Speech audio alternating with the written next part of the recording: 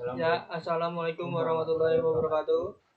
Perkenalkan, nama saya Muhammad Dani Susanto dengan nomor NIM 4151-1005. Nama saya Arya Pramudita dengan nomor NIM 415190-1002. Ya, di sini kami akan mempresentasikan tentang materi tugas besar 1 dan langsung saja masuk ke materinya. Konsep dasar sistem operasi. Definisi sistem operasi menurut American National Student adalah software yang mengontrol eksekusi program komputer dan dilengkapi dengan penjadwalan, penelusuran kesalahan, pengendalian input-output, akunting, kompilasi, penyimpanan, manajemen data, layanan hubungan. Fungsi dasar sistem operasi. Sistem operasi berfungsi untuk mengatur dan mengawasi penggunaan perangkat keras oleh berbagai program aplikasi serta para pengguna. Sistem operasi berfungsi ibarat pemerintahan dalam suatu negara, dalam arti membuat kondisi komputer agar dapat menjalankan program secara benar.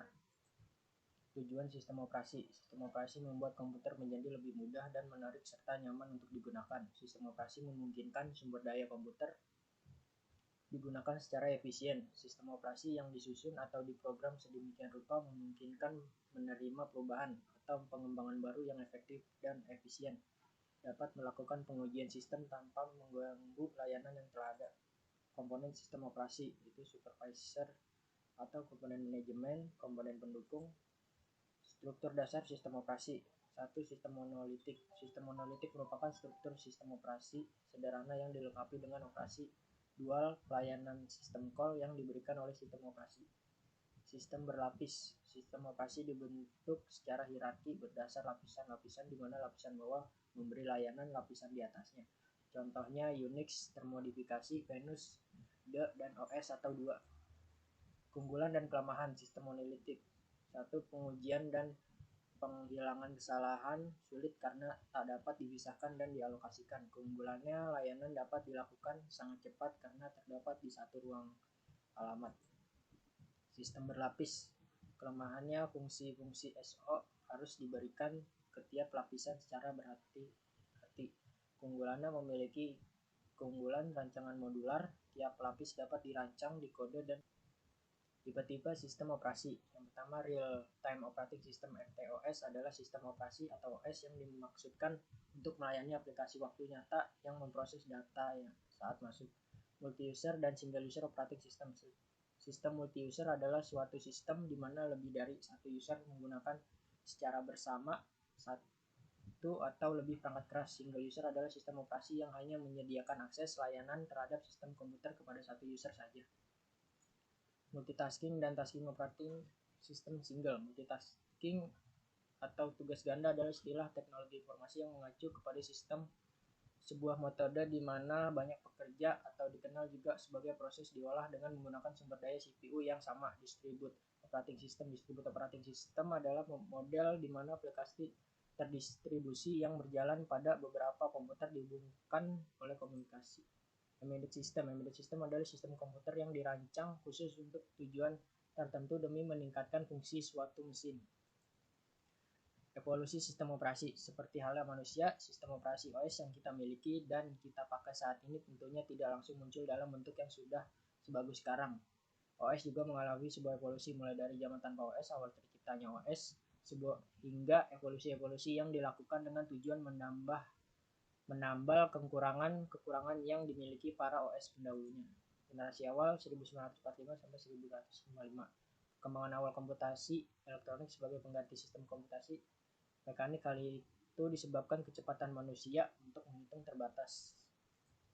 Ciri-cirinya single user hanya memiliki satu CPU, terbatas dalam pemakaiannya. Generasi kedua, munculnya sebuah software yang bernama monitor, bukan layar monitor, menandakan dimulainya zaman sistem simple batch. Monitor berfungsi untuk mengatur serta memantau aktivitas proses yang akan atau sedang dilakukan oleh komputer secara otomatis. Ciri-cirinya ada sebuah software yang dikenal dengan nama monitor. Contoh sistem operasi GMNAAI atau generasi kedua. Operating system pada generasi ini dikembangkan untuk melayani banyak pemakai, di mana para pemakai berkomunikasi lewat terminal secara online ke komputer. Ciri-cirinya tidak bergantung, proses berpisah satu dari lainnya dan tidak berpengaruh. Contoh sistem operasi Unix, Xerox Alto, dan KDOS. Generasi keempat. Pada masa ini operating system telah menggunakan user atau GUI, yaitu antarmuka komputer yang berbasis grafis yang sangat nyaman dan mudah digunakan. Contoh sistem operasinya MS-DOS, sistem 1.0, MS Windows 1.0, Windows 2.0, dan Windows versi 2.0.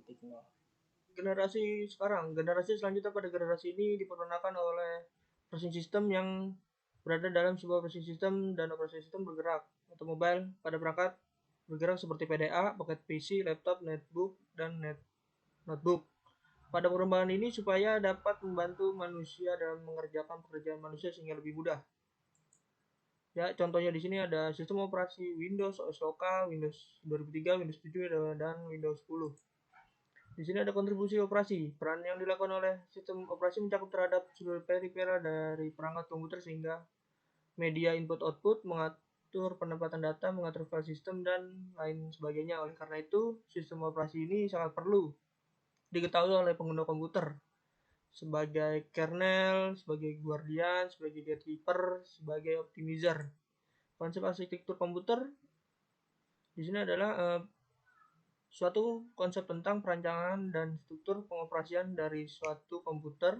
Pengertian lain dari arsitektur adalah suatu seni dari ilmu tentang bagaimana merancang antara berbagai jenis komponen hardware komputer supaya menghasilkan suatu komputer yang berguna untuk berbagai keperluan.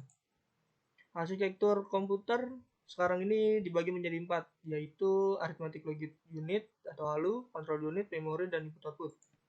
Arithmetic Logic atau unit disebut ALU. ALU merupakan bagian inti dari suatu sistem komputer. Arithmetic and Logic Unit atau ALU bertugas melakukan semua perhitungan aritmetik atau matematika yang terjadi sesuai dengan instruksi program. Tugas lain ALU adalah melakukan keputusan dari operasi logika sesuai dengan instruksi program.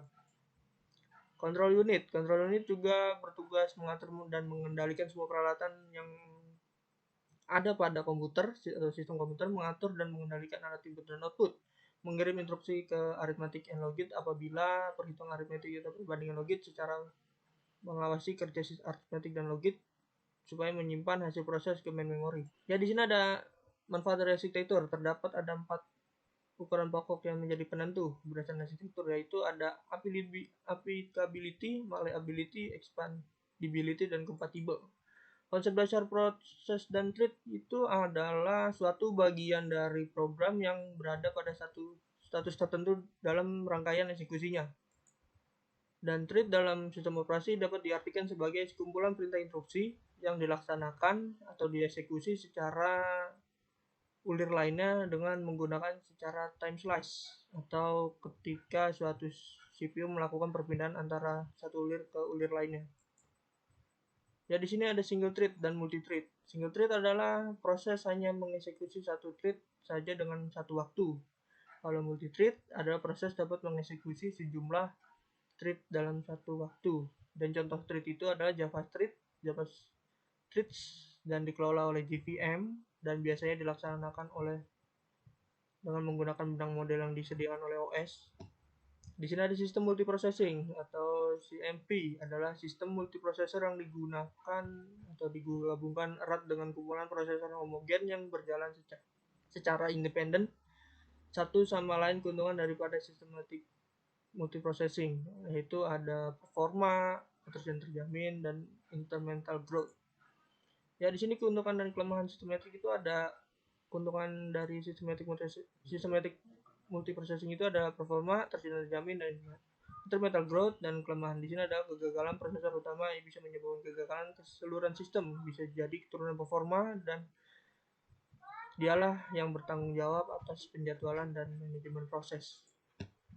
Di sana ada microkernel. Microkernel adalah inti kernel atau dari operasi sistem yang paling sederhana, tidak ada fasilitas apapun, menjadikan kernel ini berukuran sangat kecil, biasanya sangat stabil, hampir biasanya dipastikan tidak ada lagi bugs-nya. Keuntungan dan kelemahan microkernel itu ada excitability, flexibility, dan portability.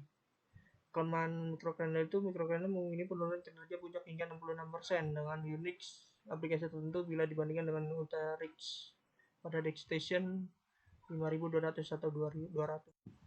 Sekian penjelasan dari kami ucapkan terima kasih. Wassalamualaikum warahmatullahi wabarakatuh.